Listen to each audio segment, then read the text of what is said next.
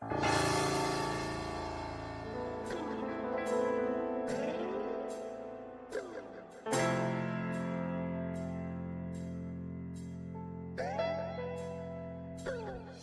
and welcome to Let's Talk with Bishop R.C. Blakes.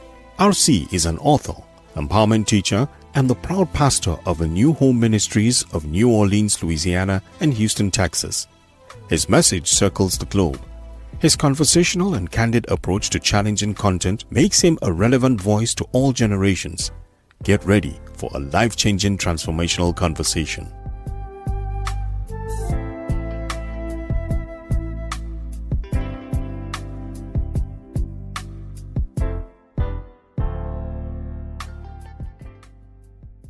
Up. Hello. This is R.C. Blakes, and thank you so much for coming back to see about me. I'm always so grateful when you all come in. I love to see you just coming in and when we get a chance to share together. Well, today I want to look at something. I think this conversation will be a great help to many ladies who are really trying to put it together in your own mind relative to what a great man thinks or what a great man is looking for in a great woman. When I first titled this, I called it 5 Secrets About a Great Man He May Never Tell You. Because a great man, I call him a king, is not always going to be as verbose in terms of what he's looking for. He will talk a lot about where he's going, who he is, what he offers. But as it pertains to vetting a particular or potential woman to be his mate or his wife, he will pretty much observe and see if those qualities are there. And so I want to kind of dive into the mindset of a great man, of a king of a man, because a lot of the rhetoric that you hear today it's not the language of kings. If you look in Proverbs chapter 20, verses 6 and 7, it says, "Most men will proclaim everyone his own goodness, but a faithful man who can find? The just man walketh in his integrity. His children are blessed after him." Now, this text is talking about how common men promote themselves. You know, I'm this, I'm that, I'm rich, I'm high value, I'm the boss, I'm the man. They promote themselves, but a faithful man, an authentic man, a king of a man, a great man is governed by his integrity. In other words, he's governed from within. He's not trying to create a facade, externally that will mislead, misguide, misdirect you. But a great man is governed by his heart's integrity. He measures himself by being on the outside what he really is on the inside.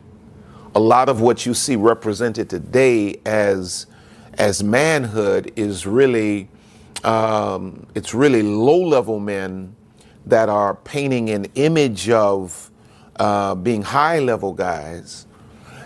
And when you can't reconcile the two, you can't reconcile the image from the character. Well, a great man is governed by his character, and his image is simply a reflection of his character. He's governed from within. And then the question is asked, who can find such a man? And I like this because, we're accustomed to reading or reciting the text that says, who can find a virtuous woman? But here it says, who can find a faithful man?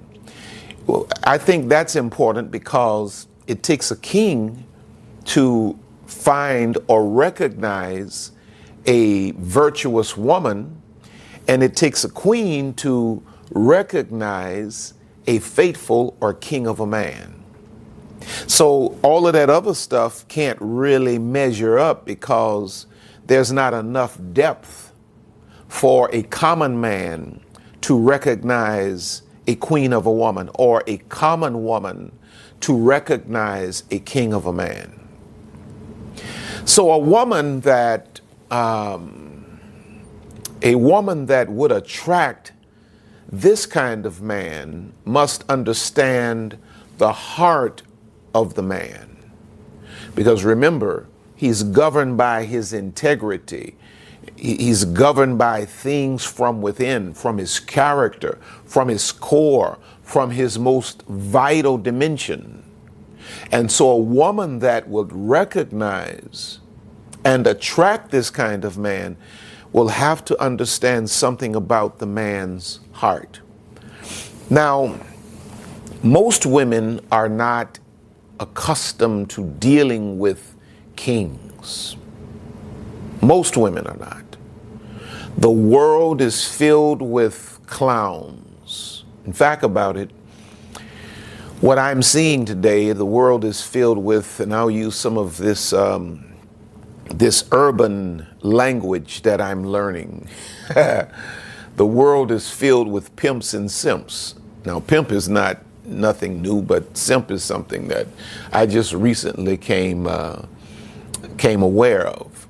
The world is filled with pimps and simps. What the world is missing is the third category of kings. And see, when you hear people, spout off about their rhetoric relative to what a man is, they're really talking about one of two categories. They're either talking about pimps or they're talking about simps. And you automatically know that here's a person who does not really have a complete perspective, because there's a third and most vital category called kings.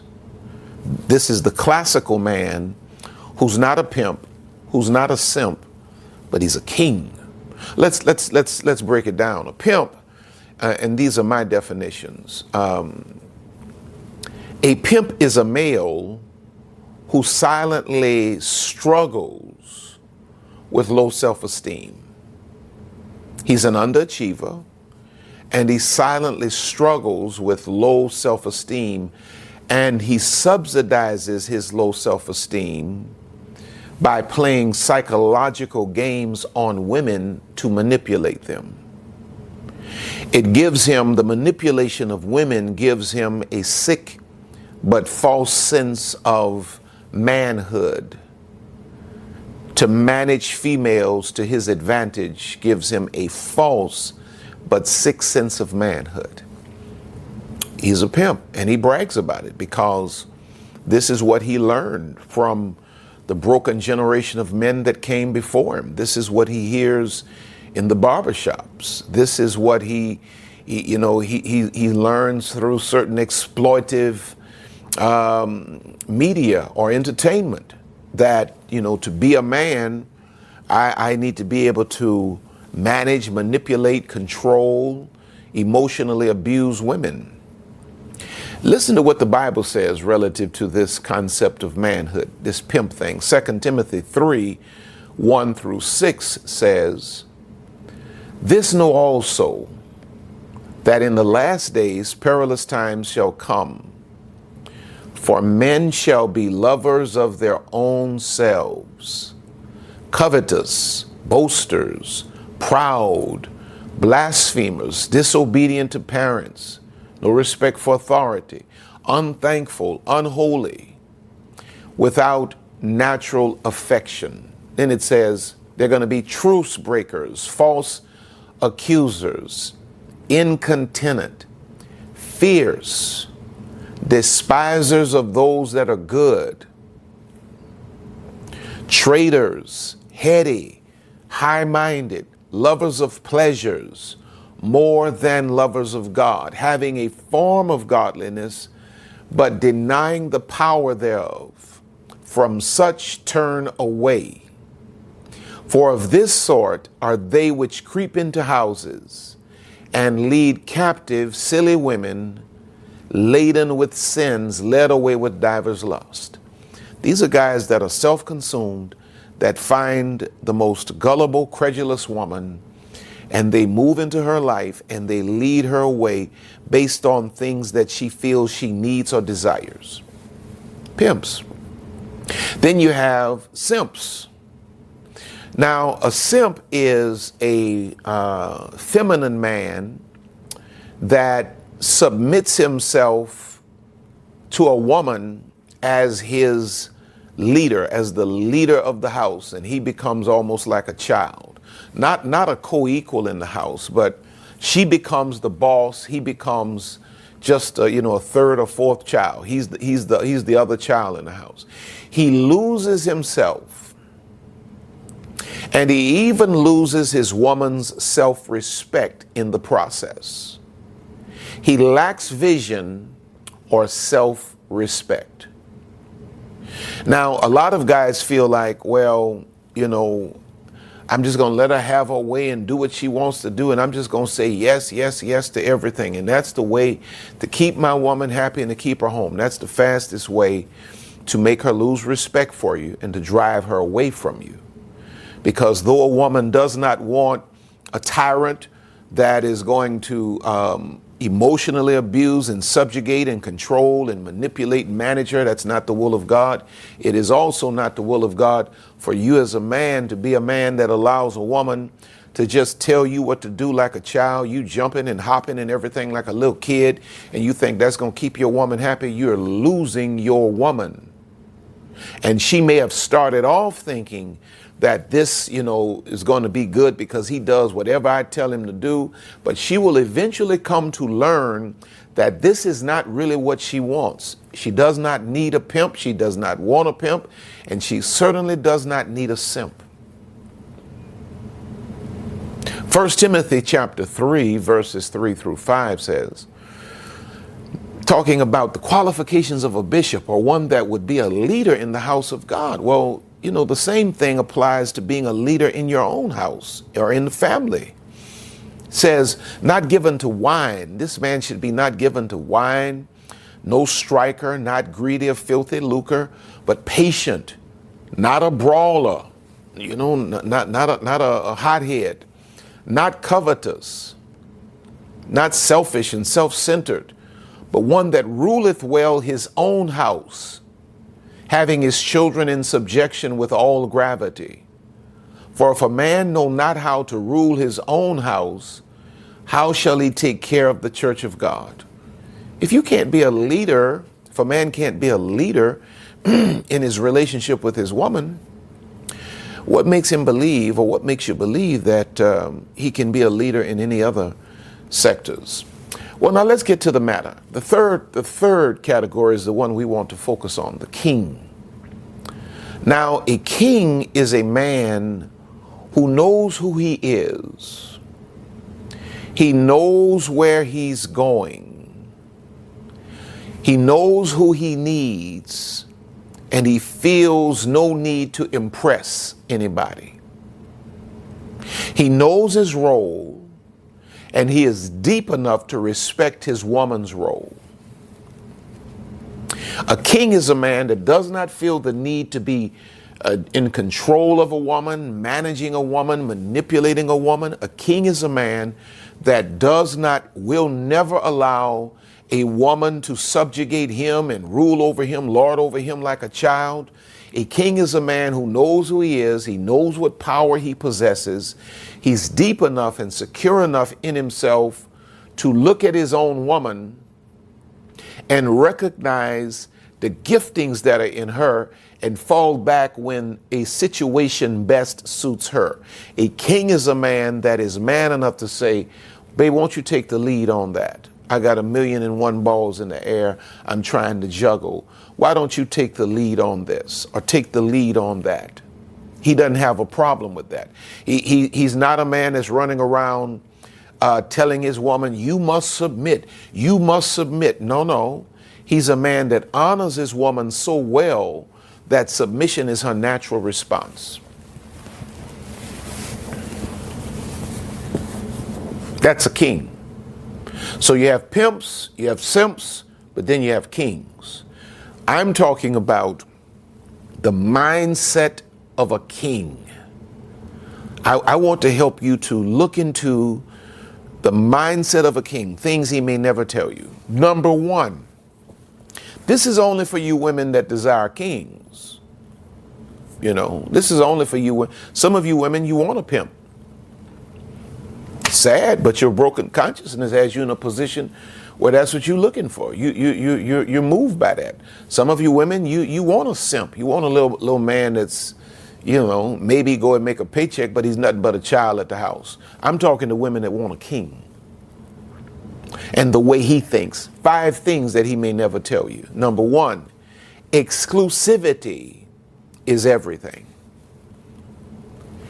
A king wants a woman that will be his exclusively.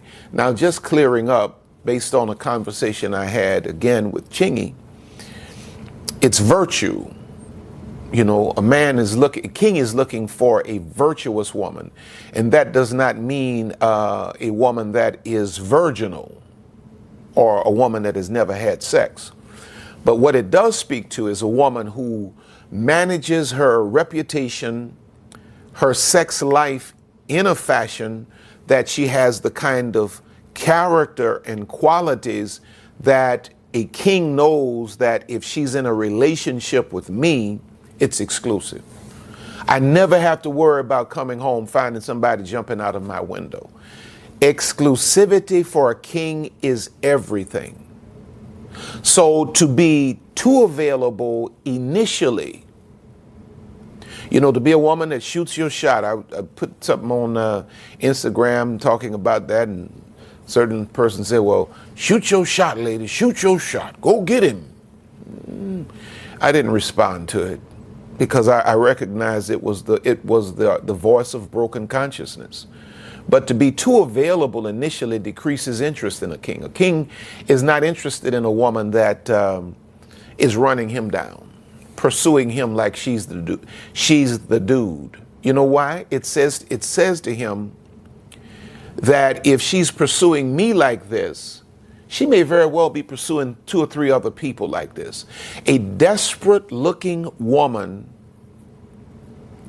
will never attain the interest of a king, because he will not trust her ability to be exclusive.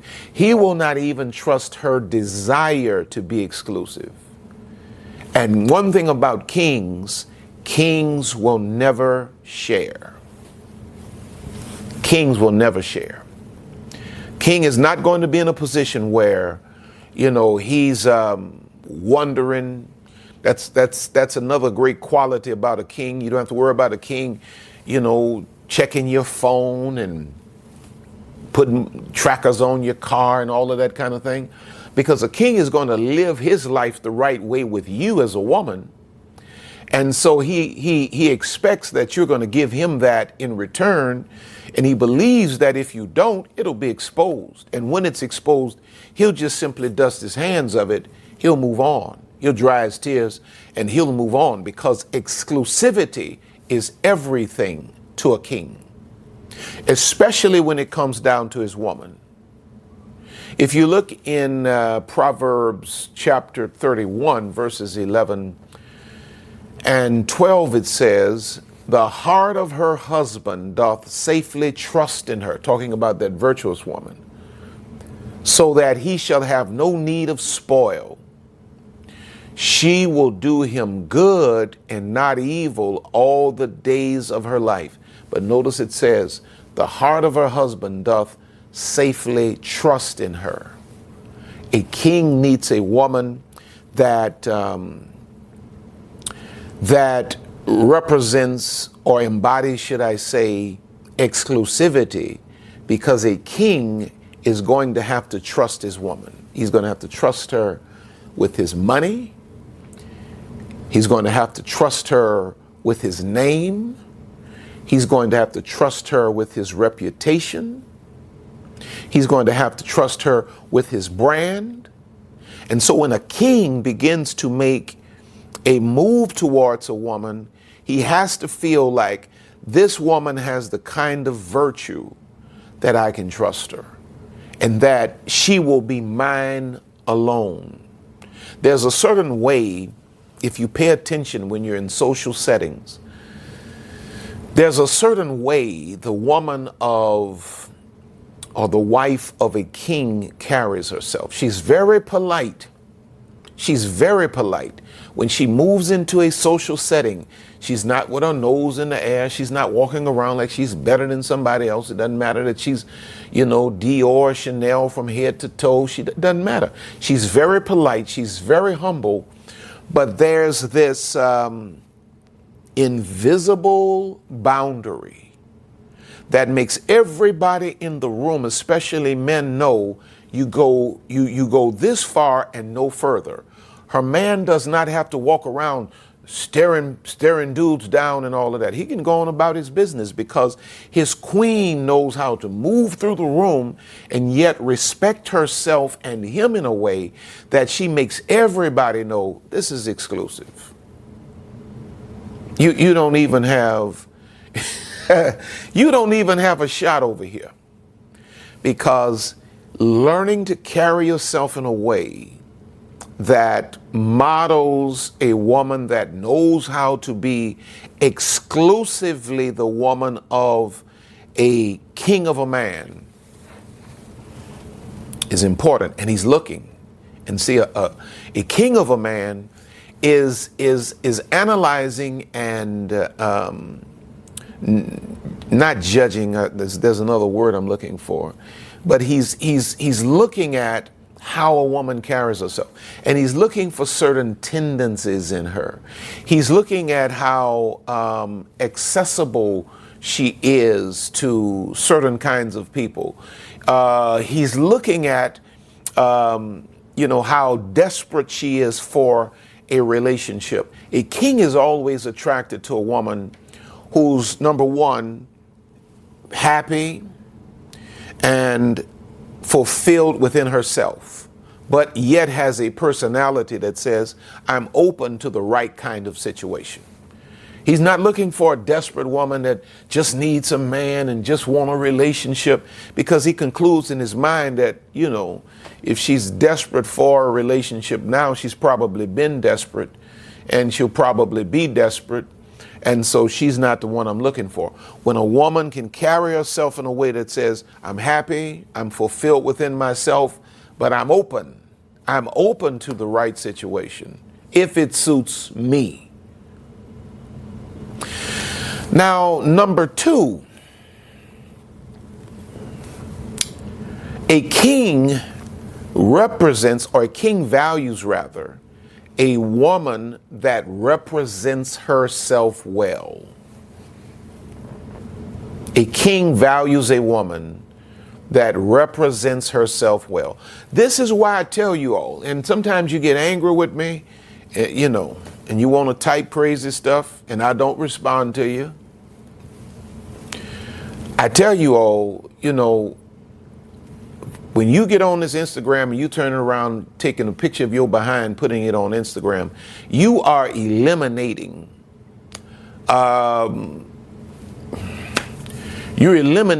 certain kinds of men. You are eliminating the kinds of men that are looking for wives. Now you're attracting the kinds of men that are looking for a bed experience, and men that will keep running you in and out of the bed and creating all of these soul ties and just constantly increasing your body count. A king values a woman that represents herself well. Now, I know you don't have to listen to me. I'm not your daddy. I have grown daughters. They don't always do what I tell them to do. People get grown, they make their own decisions. You know what I'm saying? So I can't control nobody. I'm married to a woman. I can't even control her. Thank God she on Instagram taking no booty shots.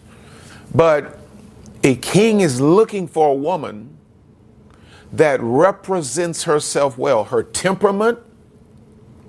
He ain't looking for no angry woman. He ain't looking for no woman that, gonna take over the situation.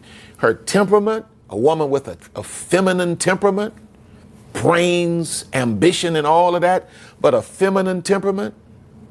her energy, that when you look at her, you experience her, she makes the world brighter, she makes the load lighter, and a woman's presentation, the way you present yourself. Now, a lot of times you all get angry with people that tell you the truth about how you present yourself in public arenas, and you go off on people, you want to cancel everybody, but the reality is you canceling yourself.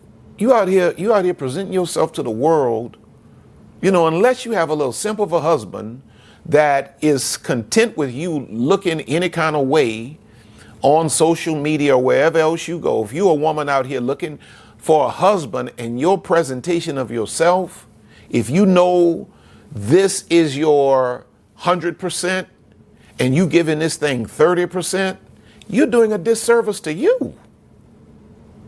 You're doing a disservice to you. Why would you leave out of your house misrepresenting yourself? You ought to be at 80% just going to the Walmart, to the grocery store. You don't know who you're going to meet, especially if you're waiting on God to send you a husband.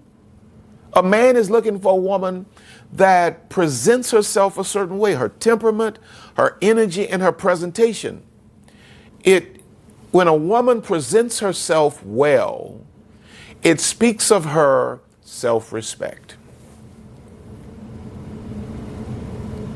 I ain't doing this for nobody. Babe, I'm not asking you to do this for anybody. I'm asking you to do this for you because you respect yourself that much. I'm sitting here, I comb my little hair, comb my little beard out, put my little shirt on and my little jacket to talk to y'all. Well, I'm a 56-year-old man at the time I'm filming this. Ain't nobody expecting no glamour presentation from no 56-year-old dude. I could have very well got on here with the t-shirt I slept in. And just let me talk about what I want to talk about. Rubbing stuff all out my eyes.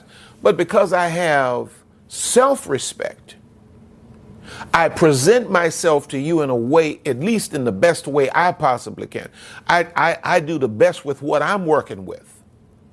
Because your presentation speaks of your self-respect. When a king sees the way you represent yourself, he understands that this is a reflection of your self-respect. Proverbs 31:29, many daughters have done virtuously, but thou excellest them all. See, the king is always looking for the woman that has such a high self-esteem and a high self-respect that she goes head and shoulders above the average woman.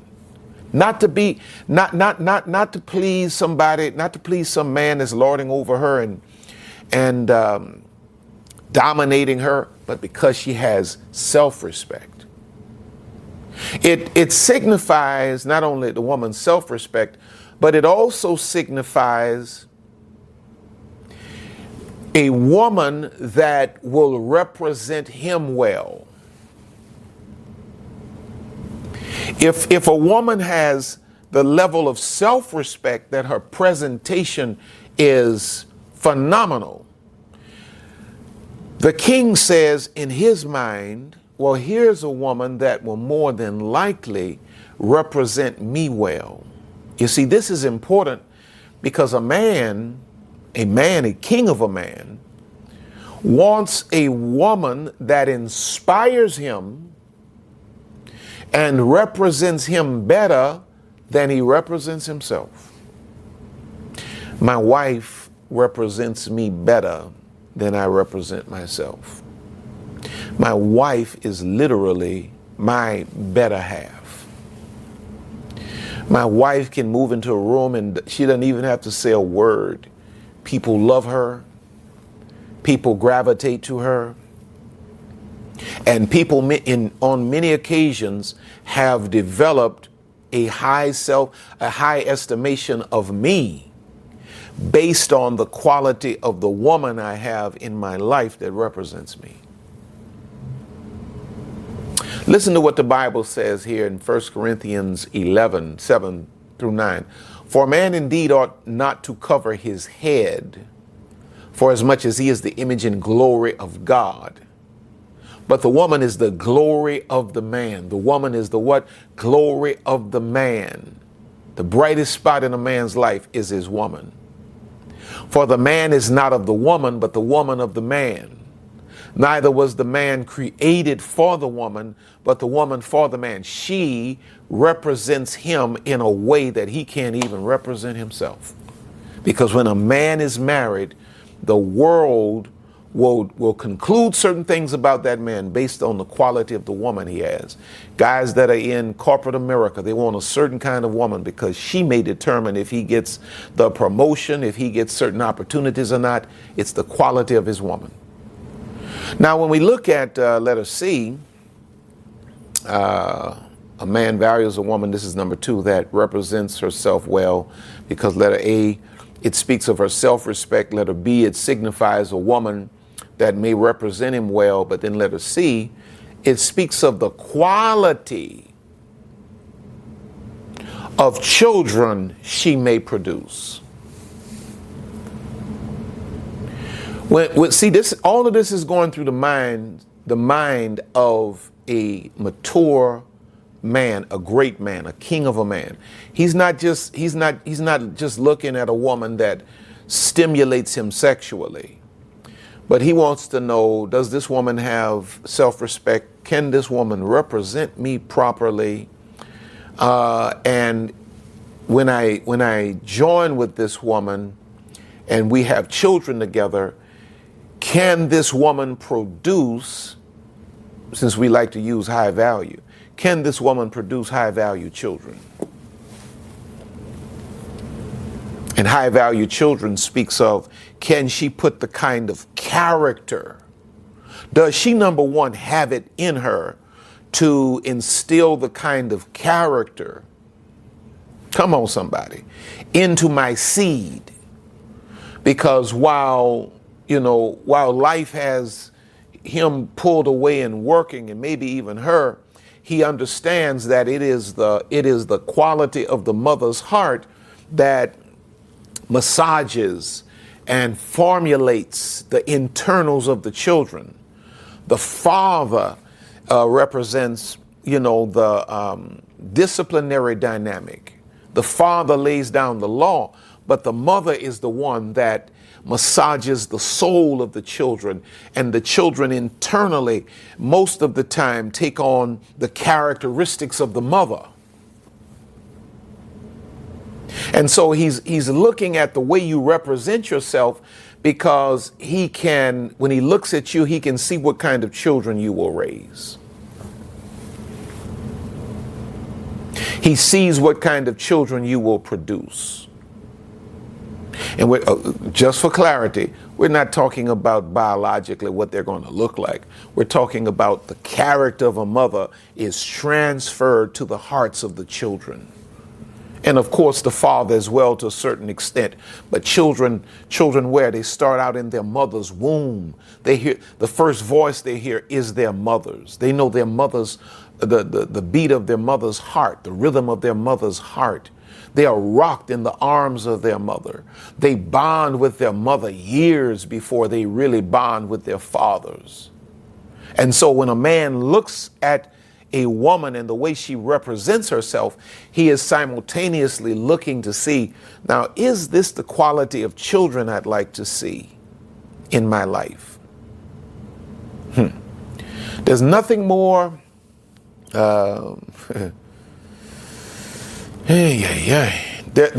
There's nothing more lamenting or lamentable, if that's a word.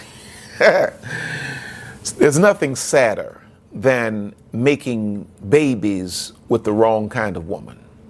Just like it's horrible for a woman to have children for the wrong kind of man, there's nothing worse than a man being at a certain level and having a certain heart and a certain mind about life and messing around and making babies with a woman that does not represent the qualities he'd like to see in his children.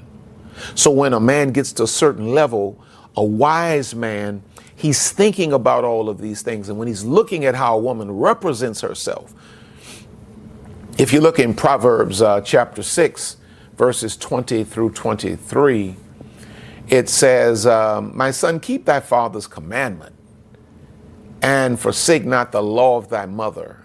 Bind them continually upon thine heart, tie them about thy neck. When thou goest, it shall lead thee. When thou sleepest, it shall keep thee. And when thou awakest, it shall talk with thee. For the commandment is a lamp, and the law is light, and the reproofs of instruction are the way of life. The quality of woman that a man pairs with determines what kind of children they produce together. Now, number 3. These are 5 things that are in the back of a man, really at the front of a man's mind, but are not spoken when he's trying to analyze if a woman is the kind of woman that he can make his queen. Number 3, a king waits for a woman that draws the line.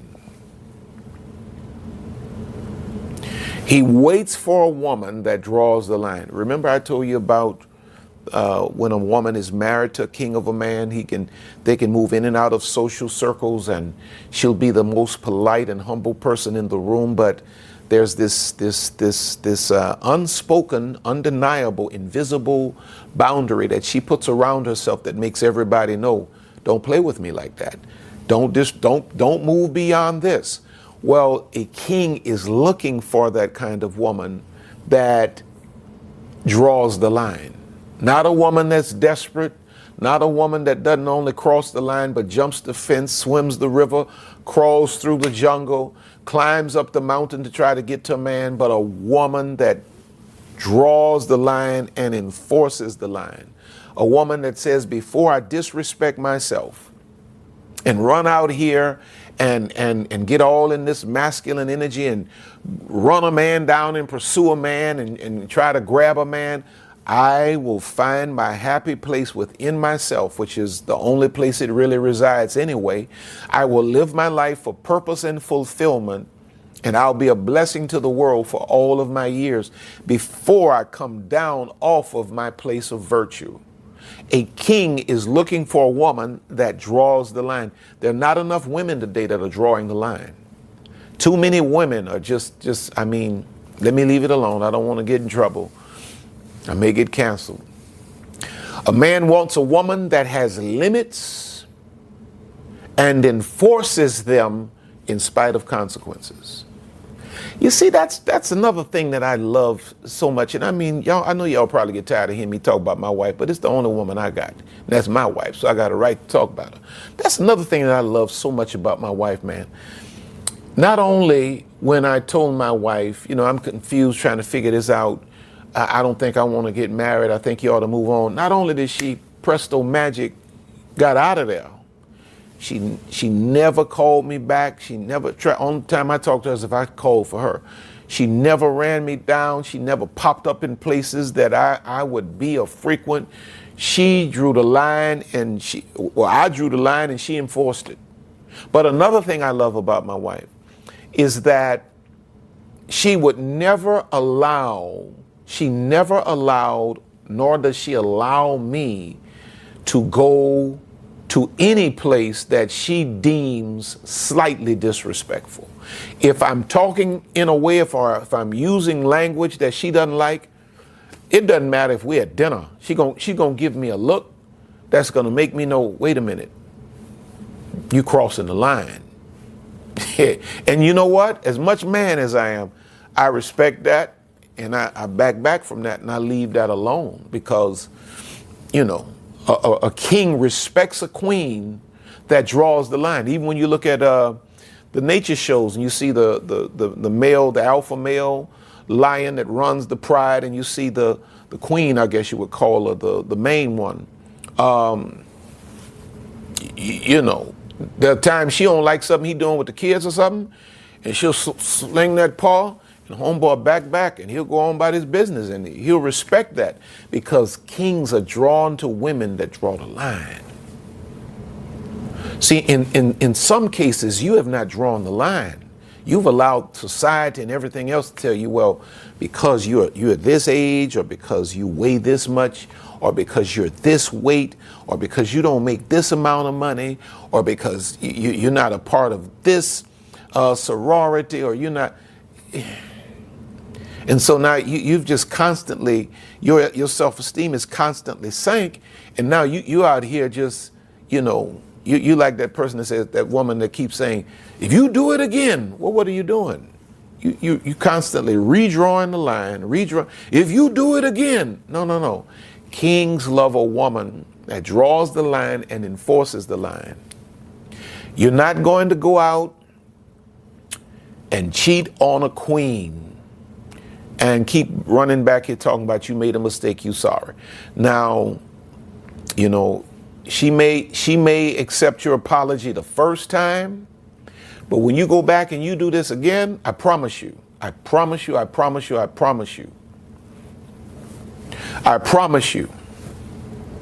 because queens draw the line, and kings are looking for a woman that draws the line. You know why? Because kings have firm boundaries. See, a king wants from a woman what he's going to give to that woman. That's all he's looking for. He's looking for a woman that is going to reciprocate the honor that he's going to give to her. Proverbs 31:10 says, who can find a virtuous woman? For her price is far above rubies. What do you think a price is? It's a line. It's a line. That's why when you can go to Chevrolet and you can haggle. Y'all can sit there for 6-7 hours haggling. Go to Ford, you can haggle. You get to Mercedes, it's not gonna really be no haggling. You may have a conversation, but it ain't gonna be no haggling. You either can afford this or you can't. But when you get over there to Bentley and you get over there to Rolls Royce, it ain't no haggling. This is the price. We don't even need to have no conversation. This is the price. A price is a line. It's a boundary. This is as low as I'm going. And I'm not going any lower. Now, you either come up to meet my standard or move on to Ford. Move on to Chevy. Maybe you're not supposed to be on this Bentley lot. And that's what a king is looking for. He's looking for a woman that draws the line. And see, this is important on a lot of different levels. Because the quality of a man's woman can rescue that man from calamity. Because it doesn't matter how great of a man you are, there can be seasons in your life where maybe things are not going well and your head is all over the place. You have to know you have a woman at home that has drawn a line and has created certain standards. And there are days that you're going to have to be able to look at your woman and just watching her and the standards that she has established and won't back down off of will restore your sense of perspective relative to who you are and what you're fighting for. Now, number 4, a king needs a woman. Listen to this very carefully. High value seems to be the buzzword all around the world today.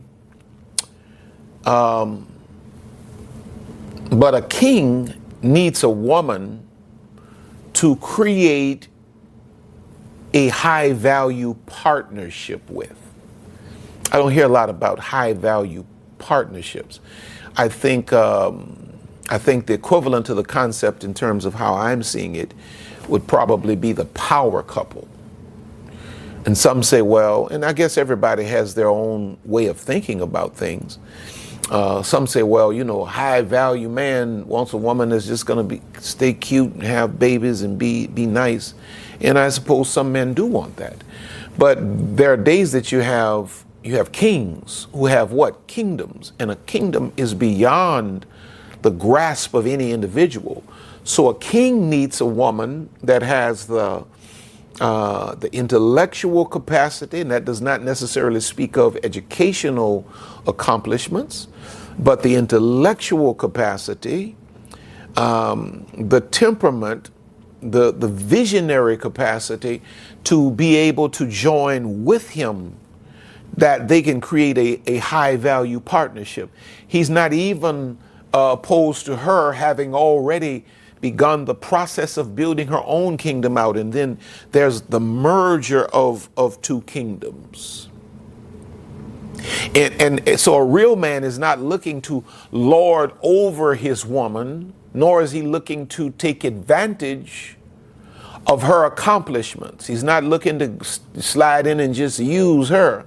A real man, a king of a man, is looking for a woman he can build with. Now watch this. This is where questions, remember in Queenology, I wrote in the book Queenology, queens ask questions that only kings can answer. When a woman begins to ask questions, pimps and simps get nervous. And they probably get gone. They don't want to entertain questions. Kings love questions, because as the queen or the potential queen is asking king questions, he is also gleaning from the depth and the quality of her questions, her level of consciousness. I'm preaching better than y'all shouting. And it attracts him to her when she's asking him questions, because he's looking for a woman that he can create a high value partnership with. Let's do this thing together, yin and yang. Right? When Sheba she heard about King Solomon.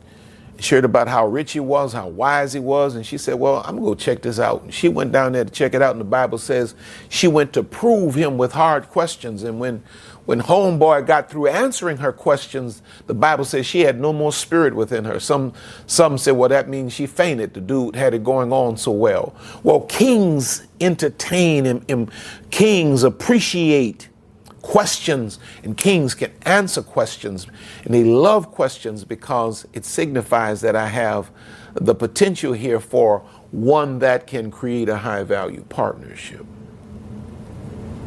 Proverbs 31:10-12 says, an excellent woman, this is the Amplified version, it says an excellent woman, one who is spiritual, capable, intelligent, and virtuous. Who is he who can find her? Her value is more precious than jewels, and her worth is far above rubies or pearls. The heart of her husband trusts in her with secure confidence, and he will have no lack of gain. High value partnership. She comforts, encourages, and does him only good and not evil all the days of her life. This woman had all of these different things going on, businesses and what have you, and she still had a great man that sat in the gates, meaning he was in the place of government and counsel.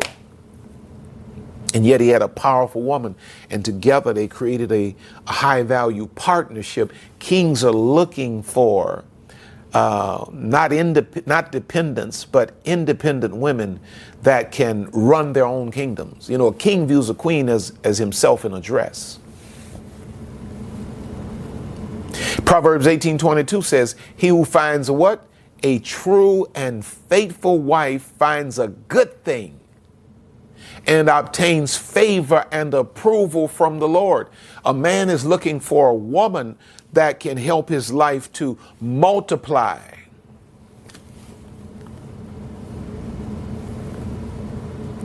Now, you know, your accomplishments, your educational accomplishments, you know, you're buying your own house and all of that kind of thing, that will scare off little pimps and simps. It will. But your accomplishments are not going to do anything but arouse the curiosity of a king. Now, you're not going to have dudes hollering at you every day, because kings ain't out in the street all day long hollering at women. You got to just keep doing your thing and being patient, and, you know, ask God to create the moment and the time where the right quality of man will see you. You got to also make certain, I don't know why I'm going off on this, that you keep your life available and stop filling your life in your bed with all of these clowns and crowns. Make certain that you're legitimately available. God is not going to create a connection between you and the kind of man he has for you as long as you got the kind of man that you're settling for in your life. It ain't going to happen. Listen to what 1 Peter 3:7 says. And this again is coming off of point number 4. A king needs a woman to create a high value partnership with. 1 Peter 3:7 says, likewise, ye husbands, dwell with them according to knowledge, giving honor unto the wife as unto the weaker vessel. Watch this. And as being heirs together of the grace of life, that your prayers be not hindered. It's a what? High value partnership. He honors the wife. The wife submits to him, and together they create something together that they could have never been separately. And then number 5. Here's something that you need to know, and I'm done, about a king of a man, a great man. If you respect him, you can have anything. If you respect him, you can have anything. Now, this will require that a lot of ladies, that you do the healing that you need to do. Because a lot of you are great women, but you're still dealing with the impact of the pain from your previous experience.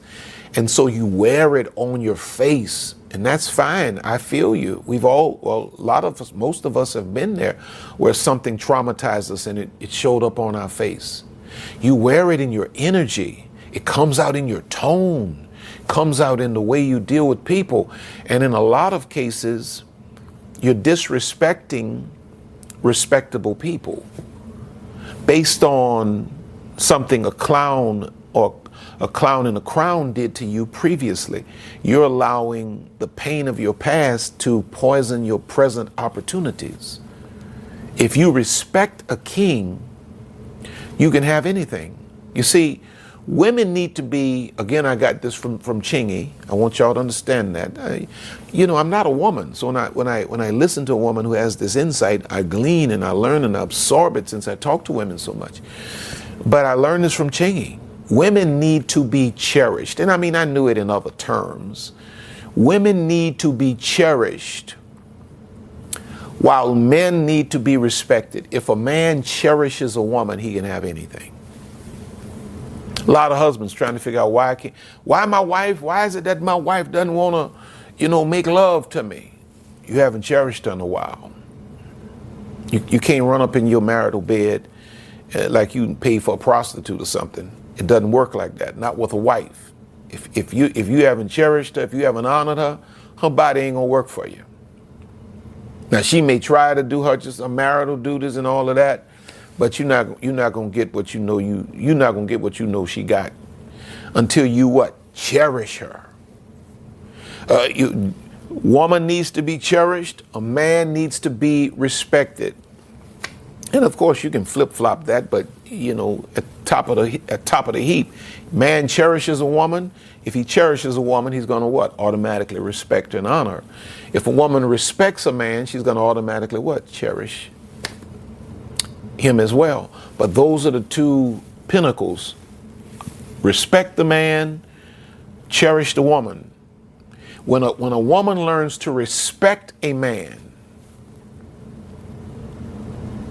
glory to God. I feel like preaching here. Listen to what Ephesians 5:22-27 says. Wives, submit yourselves unto your own husbands as unto the Lord. For the husband is the head of the wife, even as Christ is the head of the church, and he is the Savior of the body. Therefore, as the church is subject unto Christ, so let the wives be to their own husbands in everything. Husbands, love your wives, even as Christ also loved the church and gave himself for it, that he might sanctify and cleanse it with the washing of water by the word, that he might present it to himself a glorious church, not having spot or wrinkle or any such thing, but that it should be holy and without blemish. Now, all of those verses I read, you know what these verses say? Wives, respect your husbands. Husbands, cherish your wives. If you want a king to cherish you, respect him. If you want a queen to respect you, or cherish if you want a queen to respect you, cherish her. If you want a king to cherish you, respect him. And so a man is looking for a woman that is respectful. A man is looking for a woman that is respectful. Now let me just give you some things that come off as disrespectful, and we don't mean it. And I'm not talking down to you, because these are things that I even have to work on. You know, coming from a family of leaders and take charge people like the Blake's house, my brother, my father, even my mother, you know, you almost have to kind of like, you know, fight to make your point, because everybody's kind of like, you know, you say, what restaurant are we going to? You get 4 different answers at one time. So with that being my, you know, upbringing, there are times that I kind of learn to interject myself while another person is talking, and then I learned that that's disrespectful. And so now when I do it, I pull back and I apologize. I'm sorry. Please continue. You know, but I had to learn that. Never meant to be disrespectful. Well, a lot of ladies do that. You know, brother, you and the guy talking, you know, and having a great conversation, and he's making a point, and then you cut him off and you make your point. As a lady, you pull back and you let that man finish his statement, and then you make your point. And then watch this. Let me just help you in terms of drawing that line. If he tries to cut you off unintentionally, politely say, wait a minute, let me finish my. See, a king loves that. Oh, I apologize, dear. I apologize. Didn't mean any harm. And then you learn. See, you learn to the yin yang dance. So if you respect him, you can have anything. A woman that respects him can have anything. There's nothing that I have that Lisa cannot have. Lisa respects me to the highest. To the highest. She handles all of my money. I don't go around trying to see and check, see what's going on.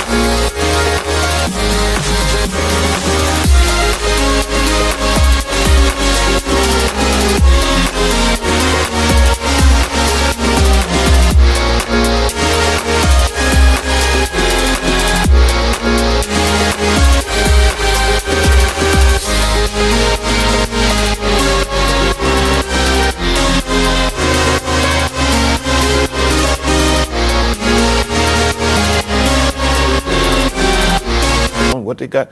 No. Lisa want to spend it. She can spend it because she respects me, and I cherish her. There's nothing she wouldn't give me, nothing she wouldn't do for me, nothing I wouldn't give her, nothing I wouldn't do for her. But you got to learn that. So those are 5 things that a king may never say to you.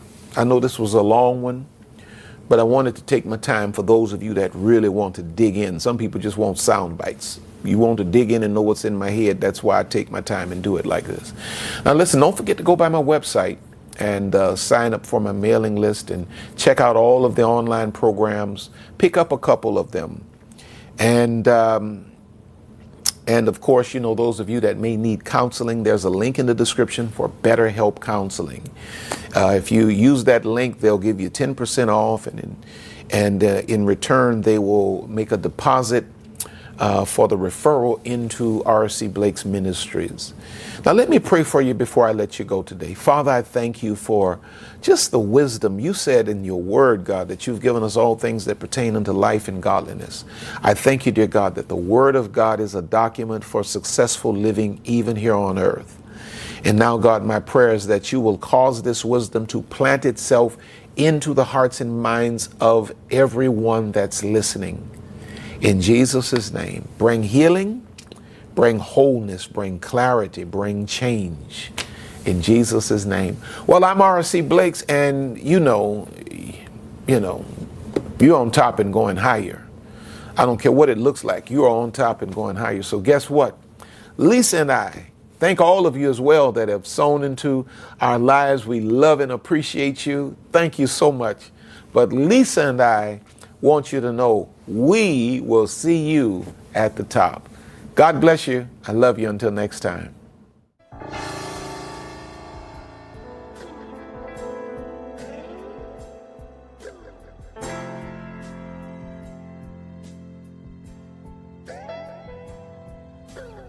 We here at R.C. Blake's Ministries want to thank you for spending this time with us today. R.C. and Lisa are always honored to have you with us.